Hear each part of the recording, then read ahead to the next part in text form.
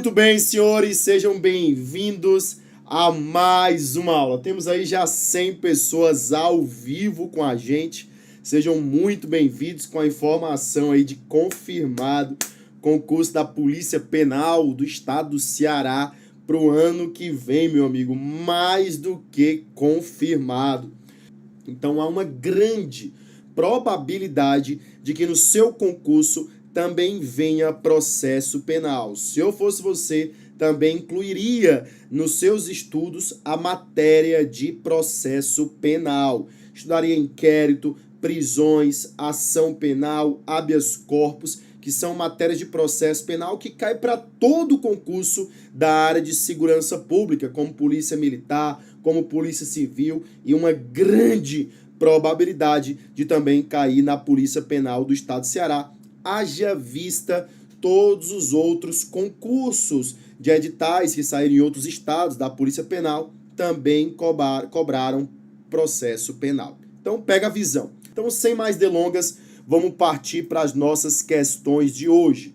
Vamos lá para a nossa primeira questão de hoje, senhores, falando sobre direito processual penal. E lembrando, então vamos lá para a nossa primeira questão de hoje.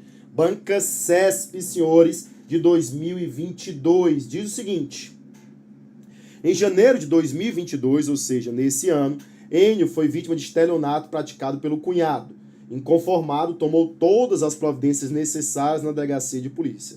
Semanas depois, por influência da família, procurou o delegado para dizer que havia desculpado o autor do fato. Pega a visão. Estelionato, como regra, é um crime de ação penal pública condicionada à representação do ofendido. De novo, estelionato, como regra, é um crime...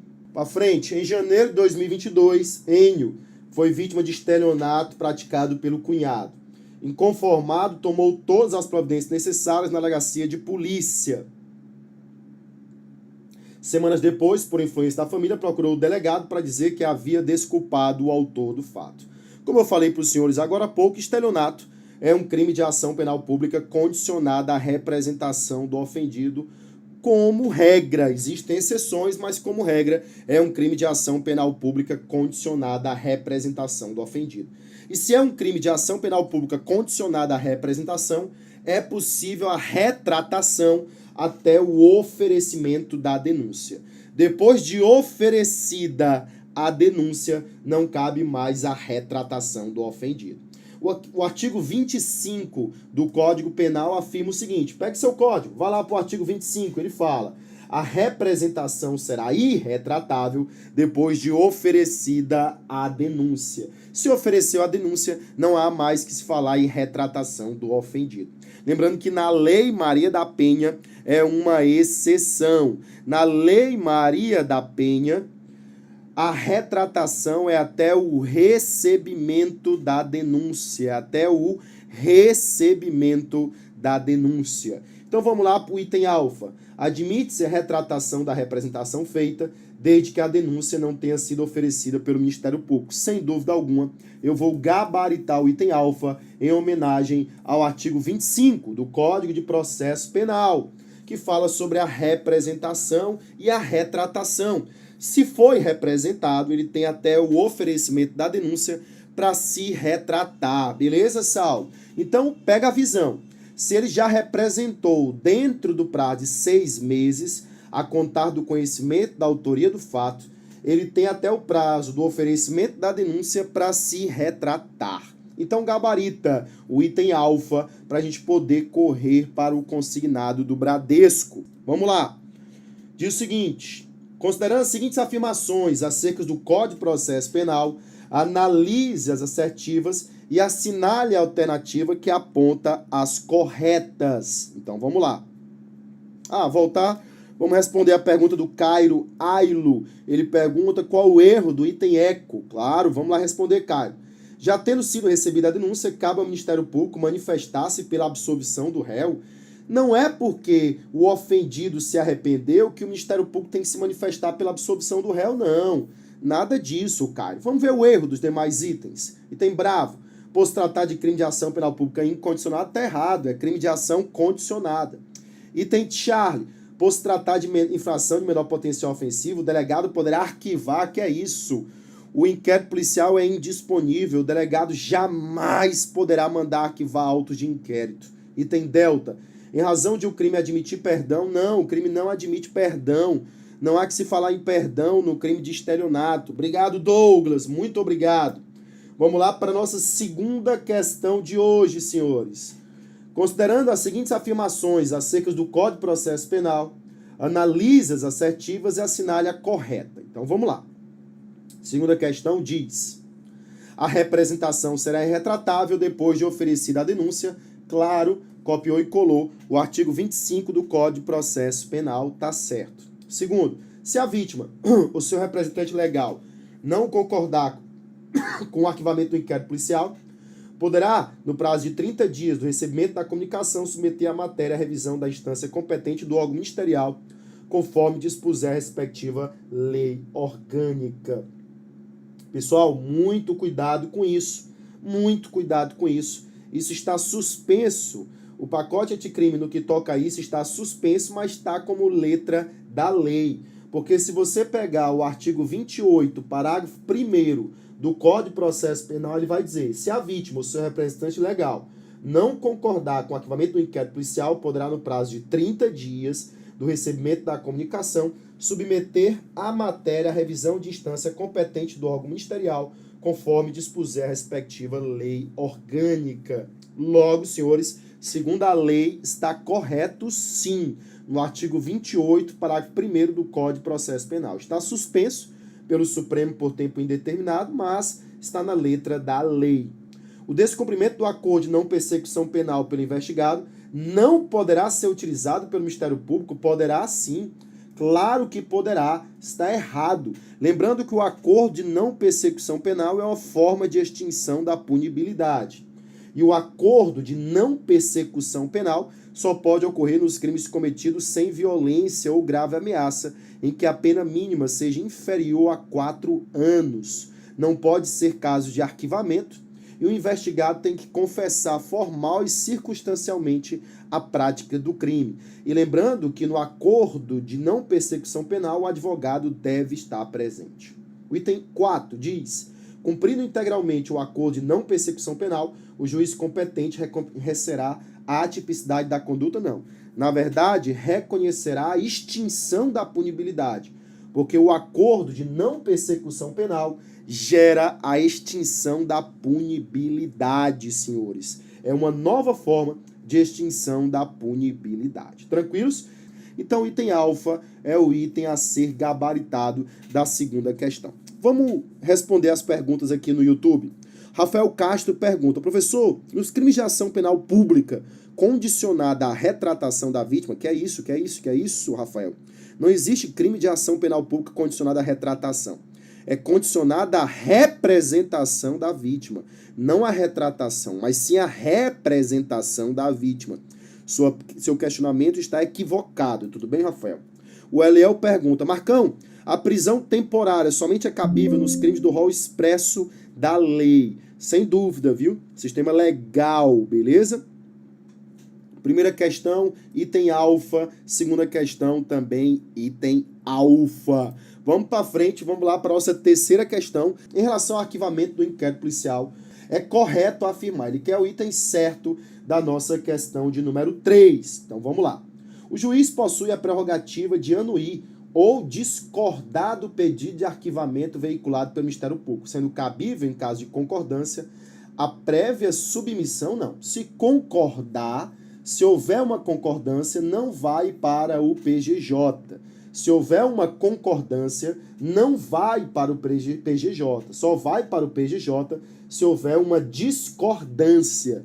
Por isso o erro do item alfa está equivocado, está errado. Item bravo: permitir reexame judicial quanto ao mérito do pedido de arquivamento do inquérito policial por via recursal autônoma importa em violação da prerrogativa do Ministério Público. Não sabe responder essa pergunta? Coloca aqui um asterisco para que a gente possa voltar posteriormente para ela. Vamos para frente, vamos para a nossa terceira questão, item Thiago. A vítima de crime de ação penal pública incondicionada tem direito líquido e certo a impedir o arquivamento? Não, não existe esse direito líquido e certo de impedir o arquivamento do inquérito policial, não. Não existe isso na lei, nem na jurisprudência, isso nunca foi discutido, não. Está equivocado esse item tchá. Item delta, não é da competência do juiz estadual determinar o arquivamento que investiga fato que possa ter adequação típica de crime doloso contra a vida praticado por militar contra civil. Claro que é da competência, sim, do tribunal do juiz estadual. É sim da competência, sim, beleza? Então está equivocado o item delta da terceira questão, porque cabe sim à Justiça Militar Estadual. Vamos para frente. A decisão de homologação de arquivamento de inquérito policial ou peça de informação, fulcrada na inexistência do fato, não admite controle judicial. É claro que admite controle judicial. Até porque o arquivamento é um ato complexo, que depende da manifestação do promotor e o juiz. Quem arquiva o inquérito policial é o juiz. E lembrando que o arquivamento do inquérito policial, como regra, só gera coisa julgada formal, no sentido de que ele pode ser desarquivado se surgirem notícias de novas provas. Mas vale lembrar que, segundo o Supremo Tribunal Federal, se o arquivamento do inquérito for realizado com base na atipicidade do fato ou na extinção da punibilidade, gera-se coisa julgada material. Tranquilo, senhores? Vamos voltar para o item bravo da nossa terceira questão, Cristiane Martins, que diz o seguinte: permitir reexame judicial quanto ao mérito do pedido de arquivamento do inquérito por via recursal ou autônoma importa em violação da prerrogativa do Ministério Público. Eu vou ler para vocês um julgado da sexta turma do STJ. Sexta turma do STJ. Eu anotei aqui e vou ler para os senhores o que o STJ diz a respeito do item bravo. Ele fala: a vítima de crime de ação penal pública incondicionada não tem direito líquido e certo de impedir o arquivamento do inquérito ou peças de informação. Nos termos da jurisprudência do STJ, permitir reexame judicial por via recursal ou por ação autônoma ou impugnação quanto ao mérito do pedido de arquivamento do inquérito policial importa em violação por via transversa da prerrogativa do Ministério Público, que na condição de titular da ação penal pública é quem deve se manifestar acerca da existência ou não de elementos capazes de sustentar a persecução penal. Isso foi o que disse a sexta turma do STJ. Logo, meu amigo, ele copiou e colou um julgado do STJ desse ano. Questão caveira, meu amigo. Muito boa essa questão. E eu vou ler de novo o que diz a sexta turma do STJ. Ele fala: nos termos da jurisprudência do STJ, permitir reexame judicial, seja por via de recurso ou por ação autônoma de impugnação, quanto ao mérito do pedido de arquivamento do inquérito policial, importa em violação da prerrogativa do Ministério Público. Logo, senhores, eu vou gabaritar o item bravo da nossa terceira questão, segundo o STJ na sua sexta turma. Professor, eu não entendi. Vamos tentar explicar esse item bravo, que realmente não é um item tão simples assim. O Medina falou: qual o artigo do item alfa? Vamos lá, o artigo 28 do Código de Processo Penal, viu, Medina? Vamos ler o item bravo. Permitir reexame judicial quanto ao mérito do pedido de arquivamento do inquérito, ou seja, quem pede o arquivamento do inquérito é o membro do Ministério Público. Então, se o membro do Ministério Público pediu o arquivamento do inquérito policial, ele que é o titular da ação penal pública, você não pode recorrer dessa decisão, porque importa em uma violação da prerrogativa do Ministério Público, já que ele é o titular da ação penal pública, senhores. Então pega a visão. Questão de altíssimo nível, eu vou gabaritar o item bravo para poder correr para o consignado do Bradesco. Nos termos do Código de Processo Penal, é correto afirmar. Então vamos lá. Coloca no YouTube aí, Rafaelzão. Nos termos do Código de Processo Penal, é correto afirmar no que concerne a fiança. Então ele quer o item certo a respeito da fiança. Então vamos lá. O arquivamento do inquérito, Honório, é um ato complexo que depende da manifestação do MP e do juiz. Tudo bem? do MP e do juiz. Se houver discordância entre eles, vai para o PGJ, segundo o artigo 28 do Código de Processo Penal. Vamos lá. Não será concedido fiança nos crimes de abuso de autoridade. Que é isso? Não sei de onde ele tirou essa informação.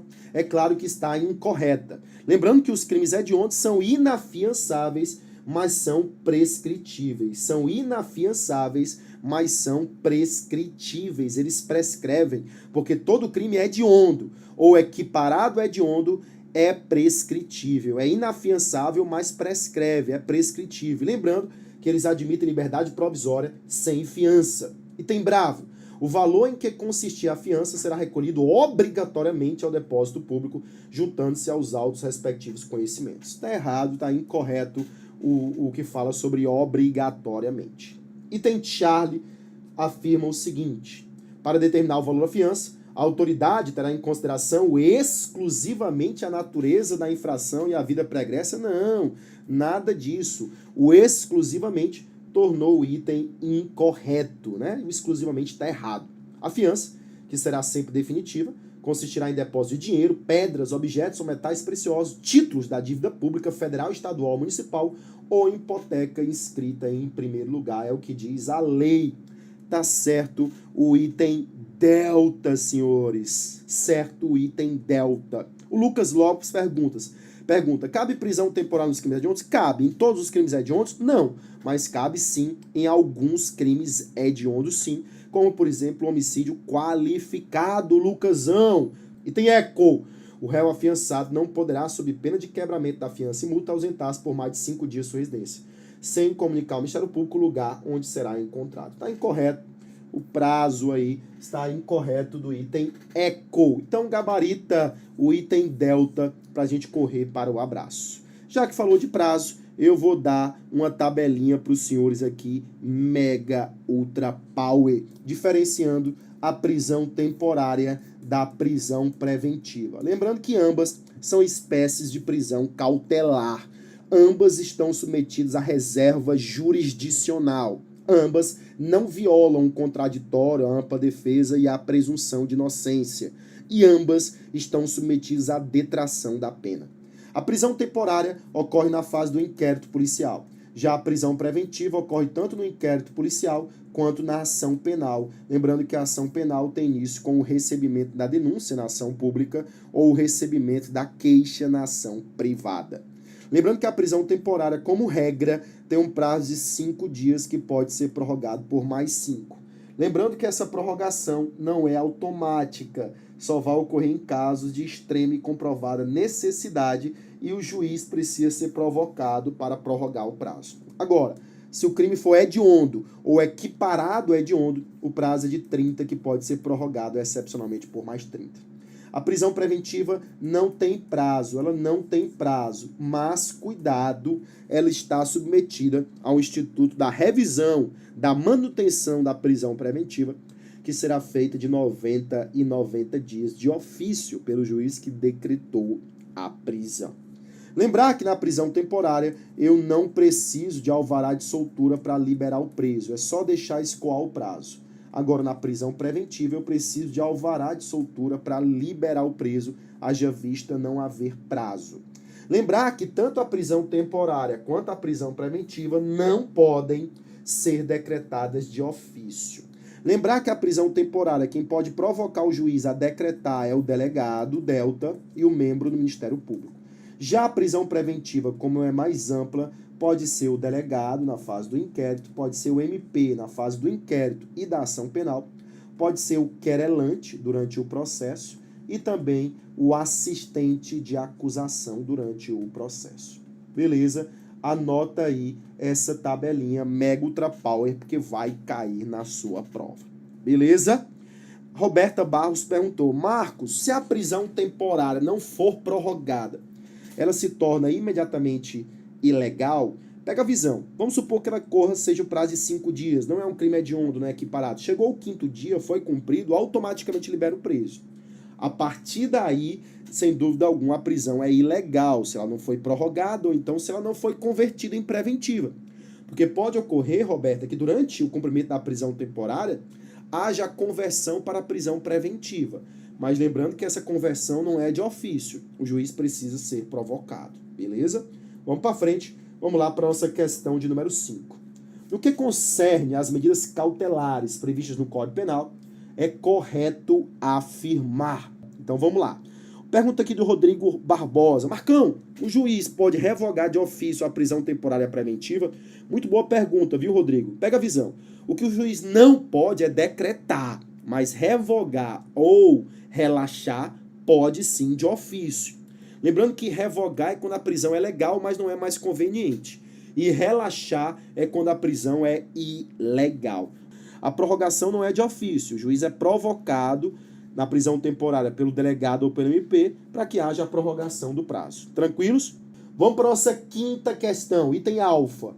Ressalvados exclusivamente os casos de urgência, o juiz, ao receber o pedido de medida cautelar, determinará a intimação da parte contrária para se manifestar no prazo de 5 dias, acompanhado de cópia do requerimento e das peças necessárias, permanecendo os autos em juízo. E aí, senhores, tá certo ou está errado esse item alfa? Você não sabe, né? Então coloca aqui um asterisco para a gente poder partir para os outros itens. O item bravo diz o seguinte: o juiz poderá de ofício, ou a pedido das partes, revogar a medida cautelar ou substituí-la quando verificar a falta de motivo para que subsista.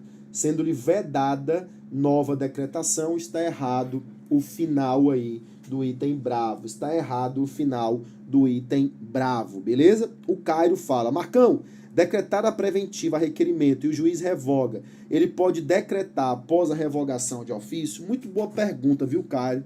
Isso gera muita discussão na doutrina. Pega a visão. A letra da lei foi muito infeliz. Ela foi muito infeliz no seu texto, no seu mérito. Dá a entender que se o juiz revoga uma prisão, ele pode de novo decretá-la de ofício. Mas o entendimento jurisprudencial é que ele não pode decretar de ofício, mesmo se ele tiver revogado. Eu entendo o que você quis perguntar. A letra da lei dá a entender dessa forma, mas não é esse o entendimento dos tribunais superiores. É verdade, o prazo está incorreto e geralmente questões que trazem prazo são questões erradas, doutores. Vamos para o item Charlie da nossa quinta questão. No caso de descumprimento de qualquer das obrigações impostas, o juiz de ofício ou mediante requisição do MP ou do querelante deverá substituir a medida decretando a preventiva. Nós já sabemos que não cabe prisão cautelar de ofício, então está incorreto esse item Charlie. Vamos para o item Delta. Das medidas cautelares serão decretadas pelo juiz a requerimento das partes ou quando no curso da investigação criminal, por representação da autoridade policial ou mediante requerimento do MP, sem dúvida alguma. Lembrando que quando ele fala investigação, ele se refere à primeira fase da persecução penal, que é a fase do inquérito policial. Lembrar que a persecução penal se divide em 2 fases, e aqui eu vou fazer uma tabelinha para os senhores. A persecução penal se divide em 2 fases. A primeira fase do inquérito policial, que segue o sistema inquisitivo ou inquisitório, em que não há contraditório e não há ampla defesa, e a fase da ação penal, que tem início com o recebimento da denúncia ou o recebimento da queixa, que segue o sistema acusatório, em que prega o contraditório e a ampla defesa. Tudo bem? Lembrando que o inquérito policial não é um processo, é um procedimento, e é um procedimento administrativo inquisitivo. Beleza? Vamos para frente. E tem eco. Ninguém poderá ser preso, senão por ordem escrita e fundamentada da autoridade judiciária competente, em virtude de condenação criminal transitado em julgado. Que absurdo!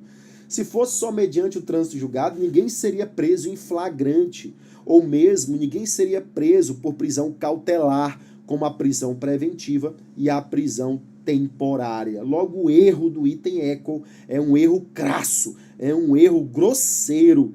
Logo, gabarito item delta da questão de número 5, para a gente poder correr para o consignado. Vamos lá para a nossa sexta questão de hoje. Será exigido o reforço da fiança quando, senhores? É só você ir lá no artigo 340 do Código de Processo Penal. O artigo 340 do Código de Processo Penal diz: será exigido o reforço da fiança se você for para o inciso 3º, ele fala, quando for inovada a classificação do crime, tornando o item eco o item correto, o item a ser marcado. Item eco da 6ª questão. Gabarita para poder correr para o abraço, segundo o artigo 340, no seu inciso 3º do Código de Processo Penal. Tranquilos? Show de bola. Vamos lá para a nossa 7ª questão de hoje. Penúltima questão de hoje. Vamos lá para frente. Vamos lá. O habeas corpus, lembrando que habeas corpus não é um recurso, é uma ação constitucional autônoma que pode ser impetrada mesmo após o trânsito em julgado. Nos termos do Código de Processo Penal e da Constituição, lembrando que o habeas corpus é uma cláusula pétrea, é uma ação constitucional gratuita que independe da capacidade postulatória, não precisa de advogado para ser impetrado. E lembrando que pessoa jurídica pode sim impetrar habeas corpus. Então vamos lá resolver a 7ª questão. Pode se fundamentar a extinção da punibilidade, mesmo que já transitado em julgado a sentença condenatória. Claro, porque habeas corpus não é recurso, eu posso impetrá-lo após o trânsito em julgado. Vamos supor que prescreveu o crime, ou então ele já cumpriu toda a pena, logo gerou a extinção da punibilidade. Item bravo, não pode ser concedido de ofício pelo juiz. Está errado, o habeas corpus sim pode ser concedido de ofício pelo juiz. Não pode se fundamentar em mera nulidade processual. Mera nulidade, é claro que pode, meu amigo. Uma nulidade, é claro que pode. Não pode se voltar contra a prisão administrativa ou disciplinar. Cuidado, cabe sim, mas é muito limitado. O habeas corpus na esfera militar se limita aos aspectos legais, não ao mérito da prisão, mas sim à sua legalidade. Professor, então pode impetrar habeas corpus na esfera militar? Pode, para aferir a legalidade da prisão, mas não o seu mérito. Se volta exclusivamente contra as prisões em flagrantes, tem nada a ver exclusivamente. Alfa é o item a ser gabaritado. Alfa é o item a ser marcado. Vamos lá para a nossa 8ª questão de hoje. 8ª questão de hoje, que parece mais uma redação. 8ª questão de hoje. Diz o seguinte: surpreendido na posse e na guarda de substância entorpecente ilícita, José da Silva foi preso em flagrante delito por incurso no artigo 33 da Lei de Drogas. Lembrando que tráfico de drogas não é hediondo, mas é equiparado a hediondo. Acolhendo representação do representante legal do Ministério Público, a prisão em flagrante foi convertida em preventiva, ao fundamento de que o crime de tráfico de drogas é grave e vem causando temor à população obreira em razão de estar relacionado ao aumento da violência e da criminalidade, estando muitas vezes ligado ao crime organizado. Além disso, é fonte de desestabilização das relações familiares e sociais, gerando ainda grande problema de ordem de saúde pública em razão do crescente número de dependentes químicos. O efeito destrutivo e desagregador do tráfico de drogas, este associado a um mundo de violência, desespero e morte para suas vítimas e para as comunidades afetadas. Justifica tratamento jurídico mais rigoroso em relação aos agentes envolvidos na sua prática. Diante desse quadro, é correto afirmar que... Então ele quer o item certo a respeito da nossa última questão de hoje. Vamos lá. O item alfa afirma o seguinte: presentes os requisitos da preventiva, como exigido pelo artigo 312, a efetivação da prisão processual se insere na discricionariedade e na convicção íntima do magistrado, como é evidenciado na decisão, na fundamentação da decisão lançada. E por isso, deve subsistir pelos próprios fundamentos. Muito cuidado com isso, viu, senhores? Muito cuidado com isso. Não é bem assim, não.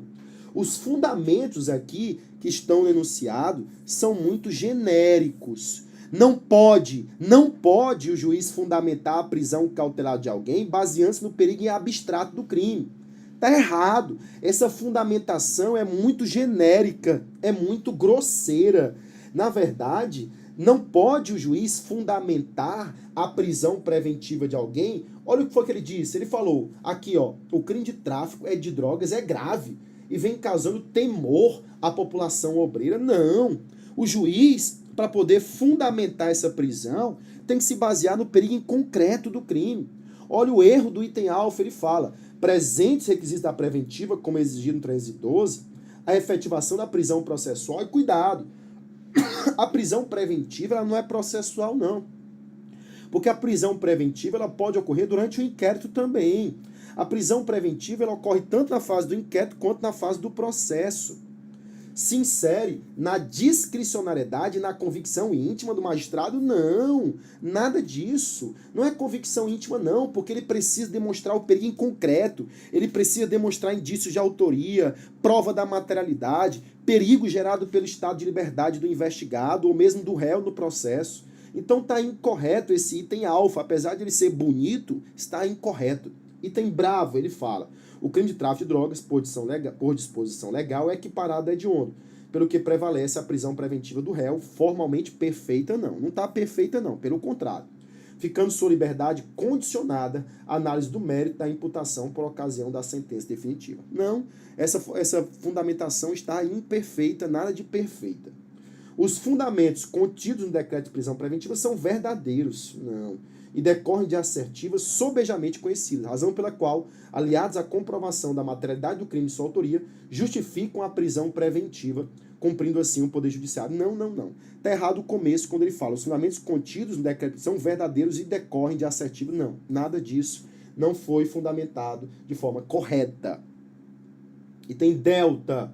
Não subsiste a prisão preventiva como decretada, pois o douto magistrado utilizou-se de assertivas genéricas, sem estabelecer nexo com a conduta ou a personalidade do flagrado, a justificar sua prisão em detrimento de outras cautelares, o que é expressamente vedado em lei processual, uma vez que pela abstração do texto ou pelos fundamentos utilizados, podem ser eles utilizados em qualquer processo em que seja descrito o crime de tráfico. Lindo, perfeito. Eu vou gabaritar o item delta dessa questão, beleza? Delta é o item a ser gabaritado, doutores. Gabarita o item delta para poder correr para o abraço. Lembrando, o juiz, para decretar essa prisão cautelar, precisa fundamentar-se no perigo em concreto do crime, no periculum libertatis e no fumus comissi delicti, na fumácia do cometimento do crime e no perigo gerado pelo estado de liberdade do investigado, indícios de autoria, prova da materialidade e o perigo gerado pelo estado de liberdade, além de fundamentar a prisão com base no perigo em concreto do crime. Massa, tranquilos, agradecer a todos os presentes aqui.